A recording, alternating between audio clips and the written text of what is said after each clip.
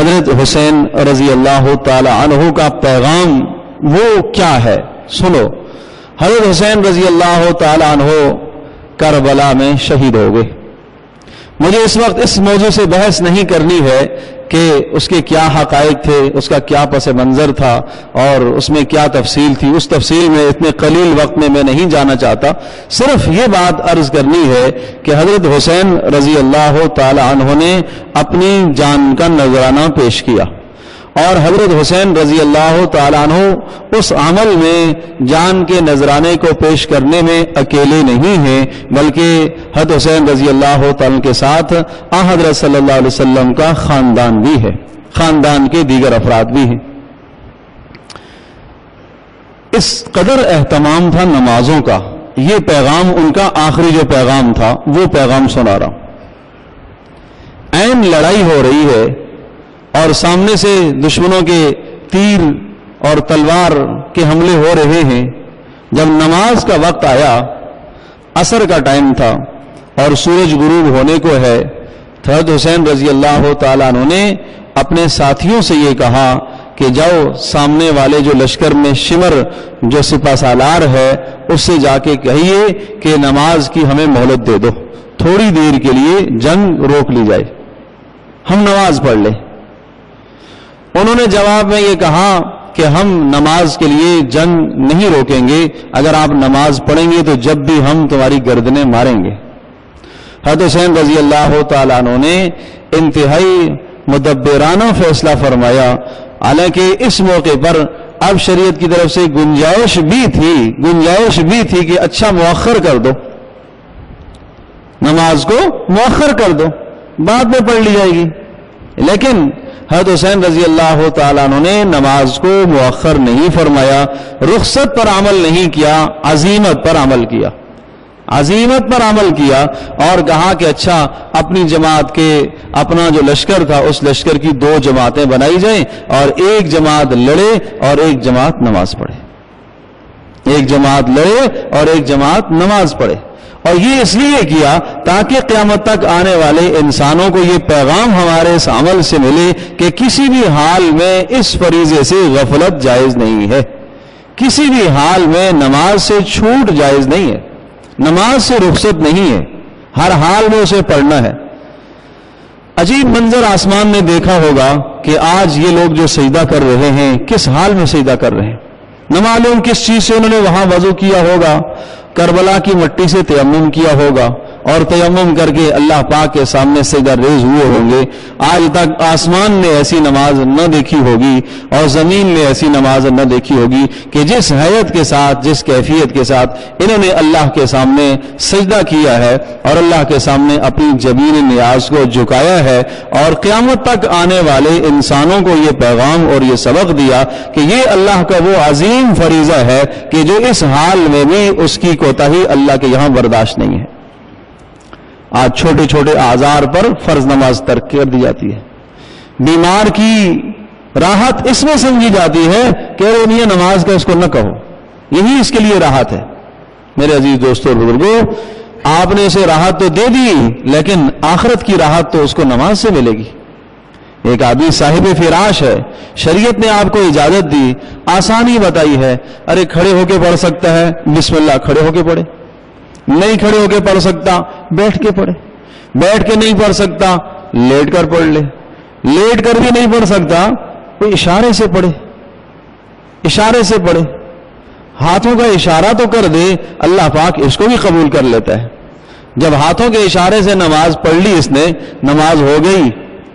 کوئی مفتی یہ نہیں کہے گا، کوئی فقی محدث یہ نہیں کہے گا کہ یہ نماز بعد میں ٹھیک ہونے کے بعد، تندرست ہونے کے بعد دہرائی جائے، واجب الادا نہیں ہوگی. اللہ نے رخصت دی ہے. پانی استعمال نہیں کر سکتا تیمم کر لے، اور تیمم از خود نہیں کر سکتا کوئی دوسرا اسے کرا لے، لیکن رخصت کسی حال میں نہیں ہے، چھٹکارا نہیں ہے. اس مبارک عمل سے چھٹکارا نہیں ہے. قرآن مجید میں اللہ پاک نے اس نماز کے عمل کو ایک بار نہیں، 2 بار نہیں، 700 بار دہرایا ہے. 700 بار. سوچو تو صحیح، اتنا کیوں دہرایا گیا اسے؟ ایک بار کہہ دیا جاتا اقیم الصلاۃ، پڑھو نماز بھائی. اللہ اکبر. صدقے کا جو عمل ہے، خرچ کرنے کا عمل ہے، 88 بار اس کو اللہ پاک نے دہرایا ہے. وہ 88 کہاں، 700 کہاں. سب سے زیادہ جو اللہ پاک نے نماز قرآن میں بیان فرمایا وہ نماز کے عمل کو بیان فرمایا. احکامات میں سے سب سے زیادہ اس کی تاکید آئی ہے. تو میں یہ عرض کر رہا تھا کہ حضرت حسین رضی اللہ تعالی عنہ کا آخری پیغام یہ ہے. اور حضرت حسین رضی اللہ تعالیٰ عنہ کا آخری یہ پیغام کیوں نہ ہو؟ اس لیے کہ حضرت حسین رضی اللہ تعالیٰ عنہ کے نانا حضرت محمد صلی اللہ تعالیٰ علیہ وسلم کا آخری یہ پیغام تھا. ان کا بھی تو آخری یہی پیغام تھا. بس ٹھیک.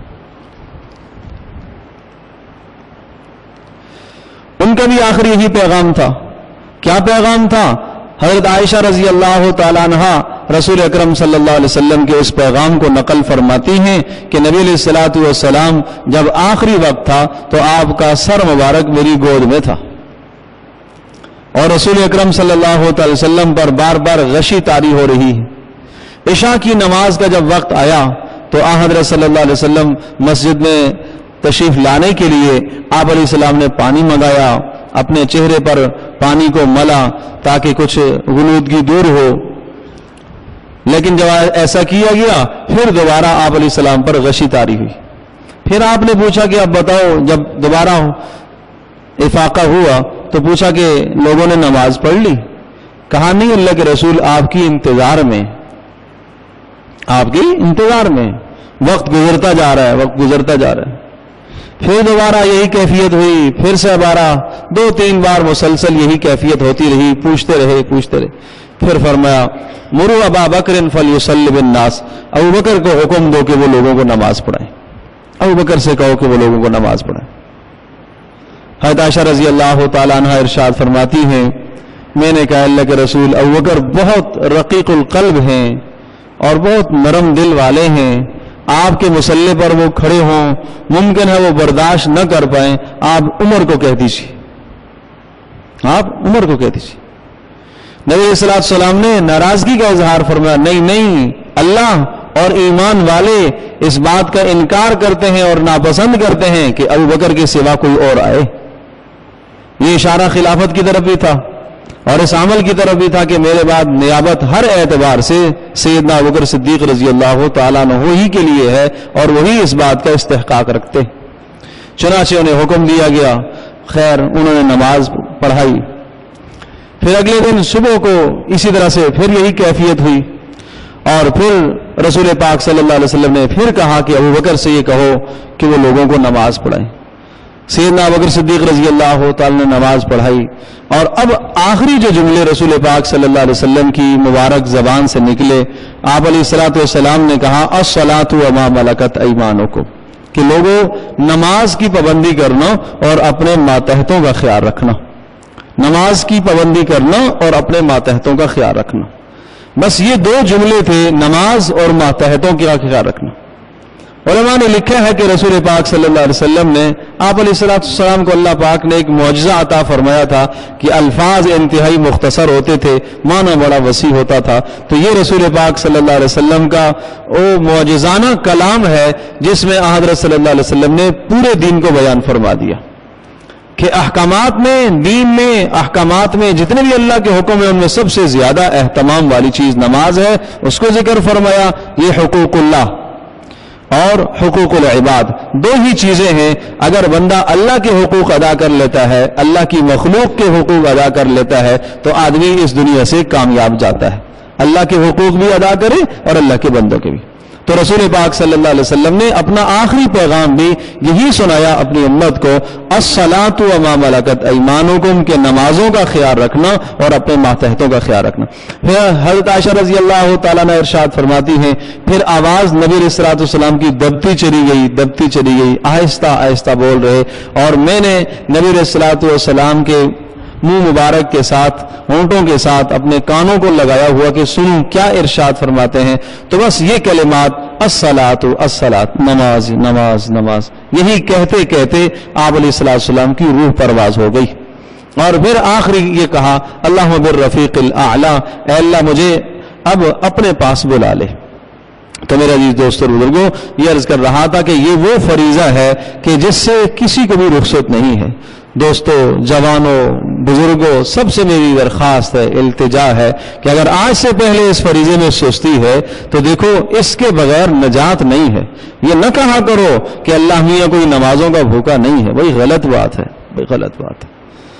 سیدنا ابوبکر صدیق رضی اللہ تعالیٰ عنہ، عثمان غنی رضی اللہ تعالیٰ عنہ، عمر فاروق رضی اللہ تعالیٰ عنہ، یہ صحابہ جن کی ساری راتوں کا قیام ہے وہ بھی جنت میں جائیں اور بے نمازی بھی جنت میں جائے تو یہ اللہ پاک کے عدل و انصاف کے خلاف ہے۔